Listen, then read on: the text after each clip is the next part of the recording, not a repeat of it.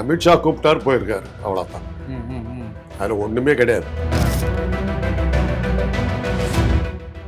இப்போ நான் வந்து ஒரு 50-60 கொலை பண்ணிட்டேன். அதே சமயத்தில் என்னை வந்து காப்பாற்றணும்னு நீங்கள் முடிவு எடுத்துட்டீங்க. ஒன்றும் வேணாம், சிபிஐயிடம் இந்த விசாரணை விடுங்கன்னு சொல்லிட்டீங்கன்னா போதும். டெல்லிக்கு புறப்படுவதற்காக பல் துளக்கி விட்டார். இப்போது ஜட்டியை மாட்டி கொண்டிருக்கிறார், பேண்ட் போட்டு விட்டார். அவருடைய கார் இதுதான், இந்த கார் கதவு இதுதான். அதை இப்போது இழுக்க போகிறார், திறக்க போகிறார். என்ன கேட்டாங்கன்னா, கேட்டதாக சொல்லப்படுகிறது, கூறப்படுகிறது, கேள்விப்படுகிறோம். பக்கத்தில் இருந்து சொன்னார், விஜய் கிட்ட கொளுத்தி போட்ட அந்த தீப்பந்தம் காட்டு தீயா மாறிச்சு. பயங்கரமான வசனம். சாமி, ஐயா சாமி, தர்மம் போடுங்க அப்படின்னு ஒருத்தன் உதயமா. தமிழ்நாட்டின் முதல் குரல் ரொம்ப நல்லா இருக்குப்பா, ஆட்சி இன்றபடி காங்கிரஸ் ஆட்சி நடக்கும். ஆனா ஒருவேளை ஜனநாயகனை பார்த்து பயப்படுறாங்களோ அதிமுகவும் திமுகவும்? இப்படி இல்லை, இது மாதிரி சொல்லி தான் அந்த ஜனநாயகனை தூக்கி விடுறதுக்கு பாக்குறீங்க. ஏன்னா ட்ரெய்லர்லயே ஜனநாயகம் அடிபட்டு போகுது. ரசிகர்கள் தான் இதை ஓட விடலன்றாங்க. இது எப்படி நீங்க கனெக்ட் பண்ணி? டிவிகே காரருக்கு நெகட்டிவா ப்ரொபகேண்டா பண்றாங்க. எங்க வேலையை என்ன தெரியுமில்ல, சொன்னா கேவலம், காரி துப்புவீங்க. சிவாஜி படம் ரிலீஸ் ஆனோன்னு மொதல் ஷோக் போடு, மேட்டிக்கா போடு. வெளியில இருந்து என்ன வேலை தெரியுமில்ல. எந்த திமுக உதயநிதி சொன்னாரா, ஸ்டாலின் சொன்னாரா, கனிமொழி சொல்லிச்சா, இல்ல துரைமுருகன் சொன்னாரா, இல்ல யார் சொன்னா?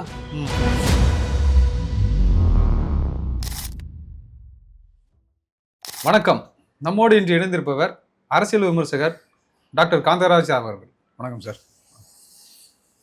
ஜனநாயகன், பராக் சக்தி, இந்த ரெண்டுமே எலெக்ஷன் ப்ரொமோஷன் மாதிரி முட்டிக்கிட்டு இருக்கு. எங்கள் பிரச்சாரத்தை விட பயங்கரமாக அது ரெண்டும் முட்டிக்கிட்டு இருக்கு. இப்போ இவர் வேற டெல்லி வரைக்கும் போயிருக்காப்ல கரூர் இஷ்யூவோட. உண்மையிலே இவங்க டெல்லியில் இஷ்யூக்காக தான் போனாங்களா, இல்லை வேற எதுவும் சீட்டு பேச்சுவார்த்தைக்காக போனாங்களா? அமித்ஷா கூப்பிட்டார், போயிருக்காரு, அவ்வளோதான். அதில் ஒன்றுமே கிடையாது. அதுக்கு ஒரு பில்டப் கொடுத்துருக்காங்க. சிபிஐ கூப்பிட்டுச்சு, ட்ரம்ப் கூப்பிட்டாரு, FBI கூப்பிட்டுச்சு. FBI யார் தெரியுமா? ஃபெடரல் பியூரோ ஆஃப் இன்வெஸ்டிகேஷன் சொல்லி அமெரிக்காவில் இருக்கிற உளவுத்துறைக்கு பேர் வந்து FBI. FBI வந்து ஒரு விஷயத்தில் இன்வால்வ் ஆகுறான்னா ஒரு சின்ன ஒரு துரும்பு கூட விடாம கண்டுபிடிச்சிருவோம். FBI கிட்ட போச்சுன்னாக்கா அவ்வளோ இது. இன்னைக்கு அது போயிடுச்சு. அந்த FBI ஸ்டோரின்னு அந்த காலத்தில் படமெல்லாம் வந்தது. அப்படி FBIயில் இருக்கான்னா அவ்வளோ பயங்கரமான ஒரு விஷயம். அதை ஃபாலோ பண்ணி தான் இங்கே சிபிஐன்னு வச்சாங்க, சென்ட்ரல் பியூரோ ஆஃப் இன்வெஸ்டிகேஷன். இந்த சிபிஐ வந்து ஒரு உங்களுக்கு ஒரு நல்ல ஒரு இது. இப்போ நான் வந்து ஒரு 50-60 கொலை பண்ணிட்டேன். அதே சமயத்தில் என்னை வந்து காப்பாற்றணும்னு நீங்கள் முடிவு எடுத்துட்டீங்க. ஒன்றும் வேணாம், சிபிஐயிடம் இந்த விசாரணை விடுங்கன்னு சொல்லிட்டீங்கன்னா போதும். நான் இயற்கையாகவே இறந்து போய், என் பேரன் பேத்தியெல்லாம் இறந்து போய் ஒரு 200 வருஷத்துக்கு பிறகு அந்த கேஸை பற்றி ஏதாவது பேச்சு வந்தால் உண்டு. சிபிஐ கிட்ட ஒரு கேஸ் போகுதுன்னா நீங்கள் விடுதலையானதுக்கும் சிபிஐ கிட்ட கேஸ் போகிறதுக்கும் ஒரே இது தான் கணக்கு தான். ஆக இப்போ வந்து சிபிஐ கூப்பிட்டதா சொல்லி அது பார்த்தீங்கன்னா விளம்பரம் எப்படி போடுறாங்க, கிடிக்கிப்பிடி, முடிக்கிப்பிடி, அடிக்கப்பிடி, அமைக்கிப்பிடி, இடித்துப்பிடி, இவ்வளோ இது. அதில் ஒரு சேட்டலைட் சேனல் நேற்று பார்க்குறேன், விஜய் டெல்லிக்கு புறப்படுவதற்காக பல் துளக்கி விட்டார். இப்போது ஜட்டியை மாட்டி கொண்டிருக்கிறார், பேண்ட் போட்டு விட்டார். அவருடைய கார் இதுதான், இந்த கார் கதவு இதுதான். அதை இப்போது இழுக்க போகிறார், திறக்க போகிறார். அந்த அளவுக்கு ரன்னிங் கமெண்ட். ஒரு பிரபல சேட்டலைட் சேனல் இப்படி எல்லாம் விளம்பரம் கொடுக்குறாங்க. என்ன பின்னணியில் யார் இருக்கான்னா அமித்ஷா. அவ்வளோ விளம்பரம் கொடுத்து தூக்கிட்டு வந்து இப்போ சிபிஐயில் வந்து கண்ணா பின்னான்னு கேட்டாங்களா? என்ன கேட்டாங்க யாருக்கு தெரியாது. என்ன கேட்டாங்கன்னாக்கா, கேட்டதாக சொல்லப்படுகிறது, கூறப்படுகிறது, கேள்விப்படுகிறோம்.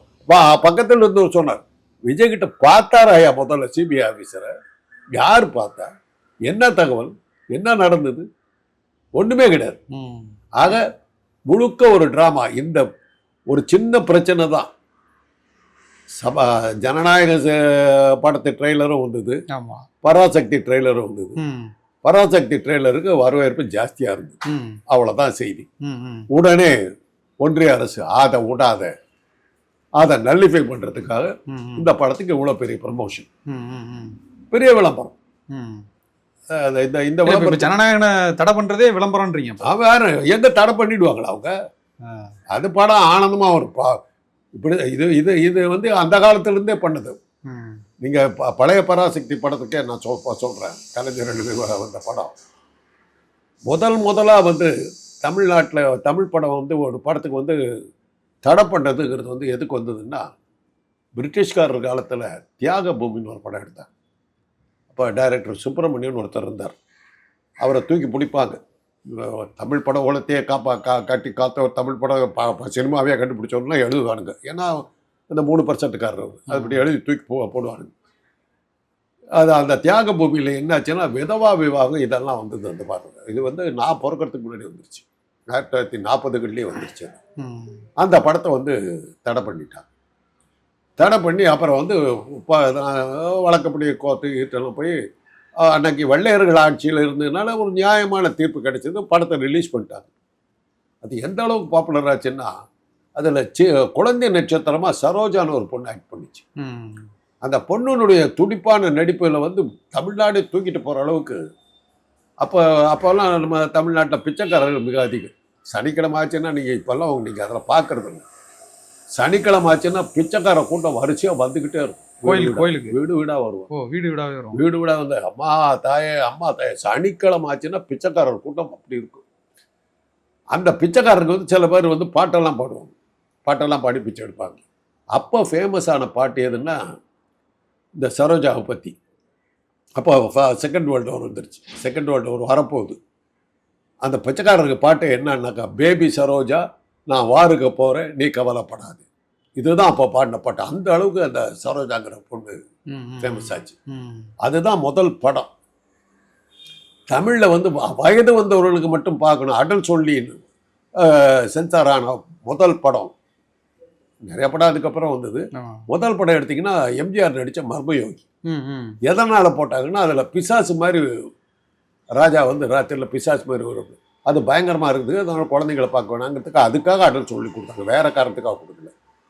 இது ரெண்டு தான் வந்து சினிமா உலகத்தில் ஏற்பட்ட ஒரு மாறுதல். அடல் சொல்லி இதெல்லாம் முதல் இது.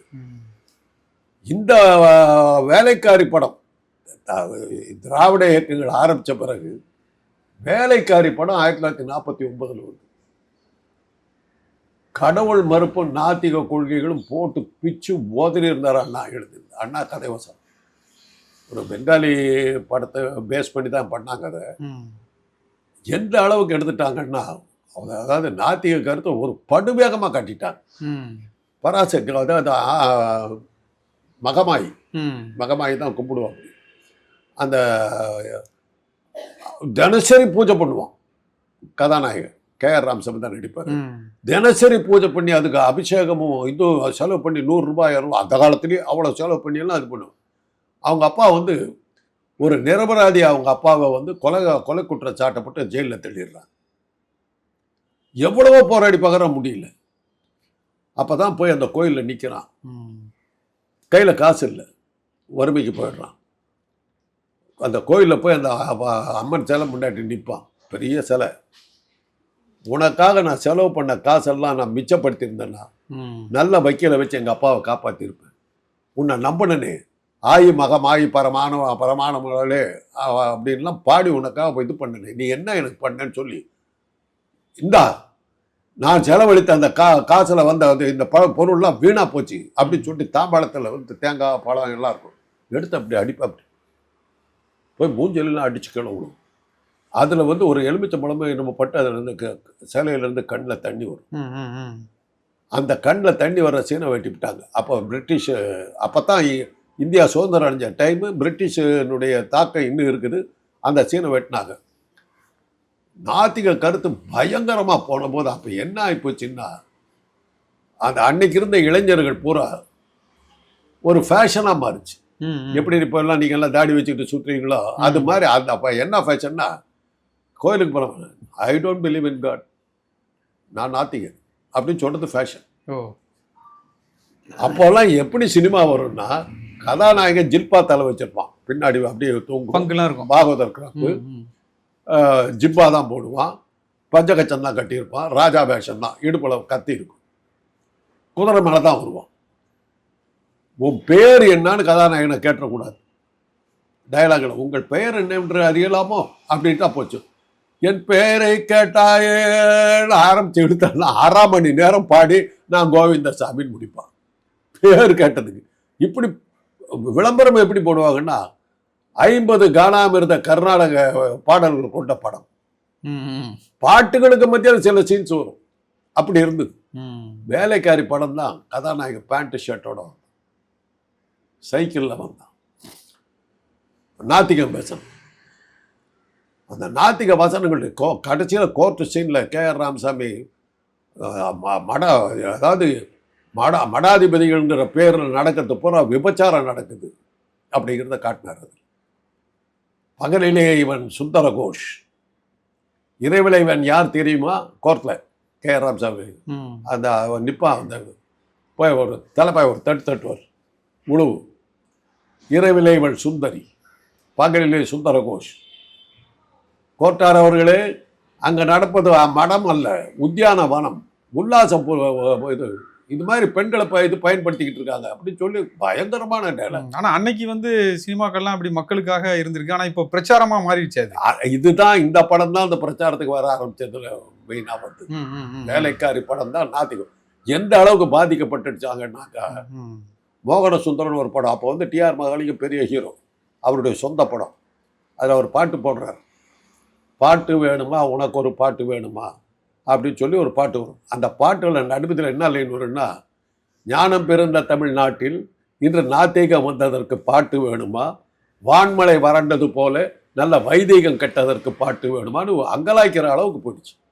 அந்த அளவுக்கு போச்சு. நாத்திய கருத்துக்கெல்லாம் பிச்சுக்கிட்டு வந்துருச்சு. திமுக அது அந்த கொளுத்தி போட்ட நெருப்பு கொஞ்சம் பெரிய பந்தமாக மாறிச்சு, தீப்பந்தா மாறிச்சு.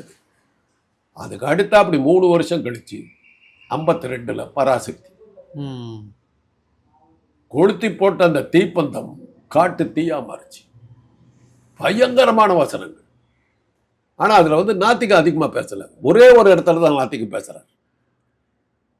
அந்த தன்னுடைய தங்கை பூசாரி கற்பழிக்கிறதுக்கு ட்ரை பண்ணுறான். அதுதான் அந்த படத்தில் வந்தார் நாத்திக கருத்து. கோயிலில் பூசாரிக்கு இந்த அட்டகாசம் பண்ணுறாருங்க.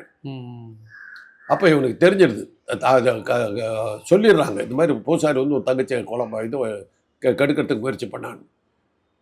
இவர் போய் சாமி சிலைக்கு பின்னாடி, சிவாஜி தான் நடிப்பார், சாமி சிலைக்கு பின்னாடி நின்றுடுவார்.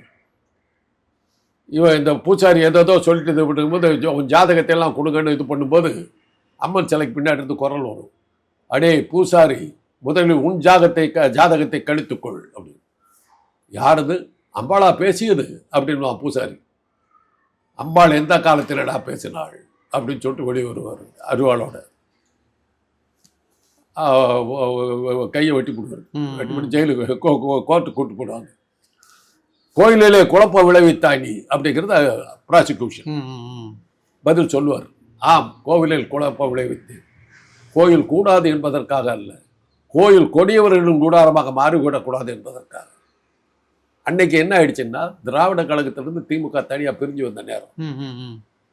கடவுள் மறுப்பை நாங்கள் எடுத்துக்கல, நீ கும்பிடுறதை பற்றி இல்லை, ஆனால் அந்த கோயிலுங்கிற பேரில் பண்ணுற அயோக்கியத்தனத்தை தான் நாங்கள் கண்டிக்கிறோங்கிறத அன்னைக்கே திமுக சொல்லிச்சு. இந்த மாதிரி டைலாக். அது மாத்திரம் இல்லாமல் பிளாட்ஃபார்மில் கதாநாயகன் படுத்திருப்பான், ஏழையாக இருக்கிறதுனால பிளாட்ஃபார்மில் படுத்திருப்பான். நடுராத்திரி ஒரு 2 மணிக்கு ஒரு போலீஸ் அடித்து எழுப்பு, டாய் பிளாட்ஃபார்மில் படக்கூடாது, சட்டம் இருக்குது தெரியுமில்ல, இங்கே நான் படுத்தேன். மாடு ஒன்று படுத்துருக்கு, இந்த மாடு செஞ்ச புண்ணியம் கூட இந்த மனுஷன் செய்யலையா? இந்த மாதிரி கேள்வி. பர்மாவில் இருந்து வர்றாரு கதாநாயகன். படம் ஆரம்பித்து 20 நிமிஷத்துல தான் சிவாஜி அறிமுகப்படுத்துவாங்க. பர்மாவில் கப்பலில் இறங்குவார். கப்பலில் இறங்கி பணக்காரன், அதுக்கு வர பணமெல்லாம் இழந்த அப்படி கதை போந்துச்சு. டாக்ஸியில் ஏறுவார், சாமி ஐயா சாமி தர்மம் போடுங்க அப்படின்னு ஒருத்தன் ஓடியாருவான். ஃபஸ்ட்டு டைம் இந்தியாவுக்கு வர்றாரு. பிறந்தது வாழ்ந்தது எல்லாமே ரங்கும். ஃபஸ்ட்டு தமிழ்நாட்டின் முதல் குரல் ரொம்ப நல்லா இருக்குப்பா, ஆட்சியை கிண்டல் பண்ணி காங்கிரஸ் ஆட்சி நடக்கு, இப்படிப்பட்ட டைலாக்ஸ். படம் ஆரம்பிக்குது, டைட்டில் போடுறாங்க.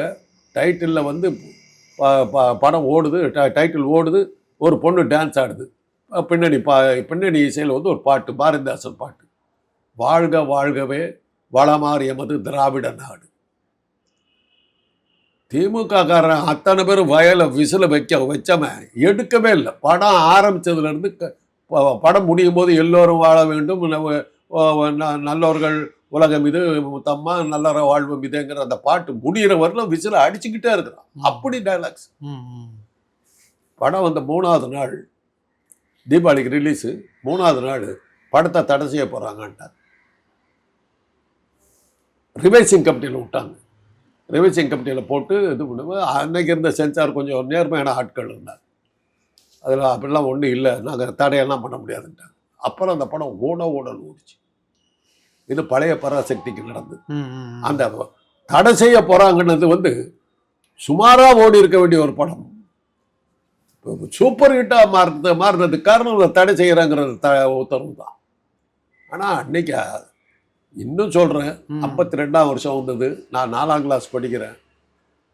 சிவாஜி எங்களை எப்படி தூக்கிட்டு போனார், எங்கே கொண்டு போய் விட்டாருன்னு தெரியாது.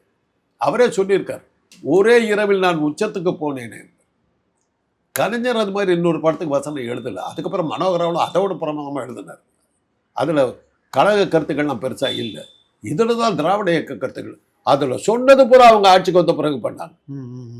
அந்த சொன்னனே, இந்த மாடு செஞ்ச புண்ணியம் கூட இந்த மனுஷன் செய்யலான்னு கேட்கும்போது அதுக்கு அந்த போலீஸ்காரர் என்ன சொல்லுவார்னா, அதெல்லாம் நீ மேயராக வந்த காலத்தில் அந்த ரூலாக சட்டமெல்லாம் போடு அப்படின்பாரு.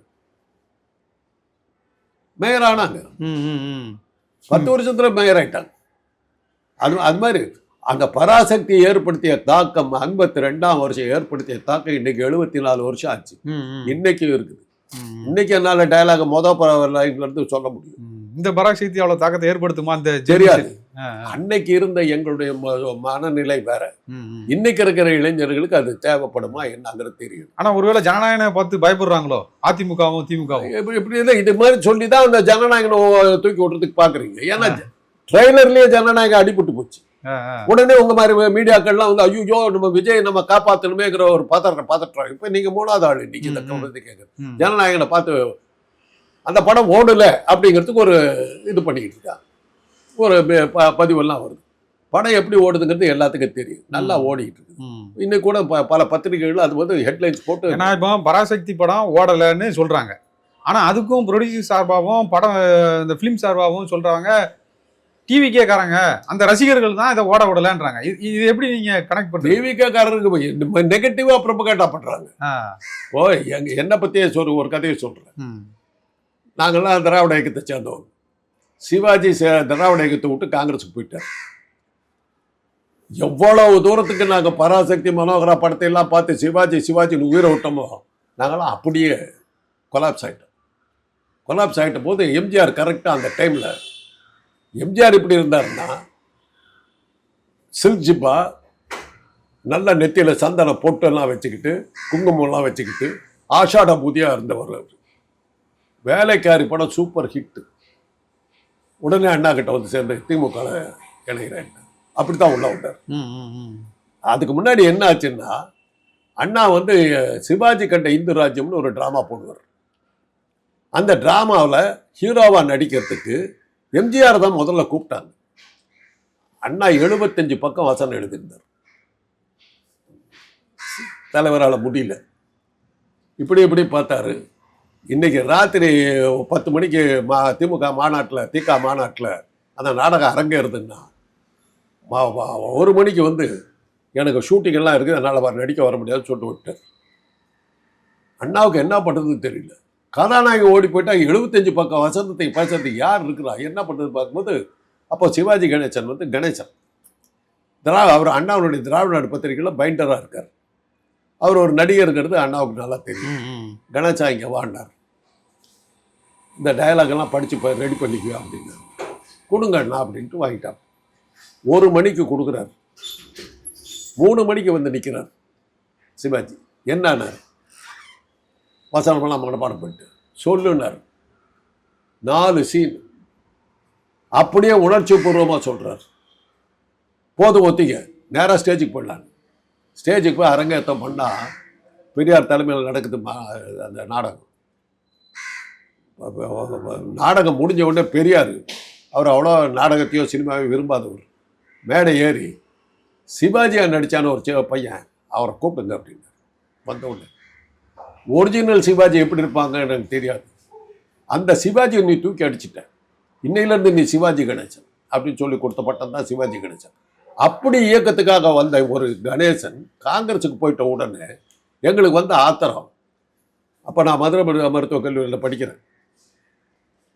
எங்கள் வேலையை என்ன தெரியுமில்ல, சொன்னால் கேவலம், காரி துப்புவீங்க. சிவாஜி படம் ரிலீஸ் ஆனோடனே மொதல் ஷோக்கு போடுவோம், மேட்டிக்காக போடுவோம். வெளியில் வந்து என்ன வேலை தெரியுமில்ல, படமாடா எடுத்திருக்கான், மனுஷன் உட்காருவானாடா, இது தான் எங்கள் வேலை. சிவாஜி படத்துக்கு நெகட்டிவாக என்னென்ன சொல்ல முடியும் அவ்வளோ சொல்லுவோம். அது மாதிரி சொல்லி என்னாச்சுன்னா பாலும் படமும் படம் பாட்டுக்காகவே அந்த படம் ஓடுது. நாங்கள் ஃப்ரெண்ட்ஸுக்கெல்லாம் ஒரு 10 பேர் எல்லாம் போயிட்டு வர்றோம். வெளியில் வந்தோடனே வழக்கப்படி நான் ஆரம்பித்தேன். என்னடா படம் எடுத்துக்கிறான், இடம் பிடிச்ச படம், ஒரு பாட்டாக அது கேட்கறதுக்கு சைக்கிள் மாதிரி இருக்குதாடான்னு. ஈஸ்வரமூர்த்தி நான் கிளாஸ் போயிட்டு ஒரு அறம் விட்டான்.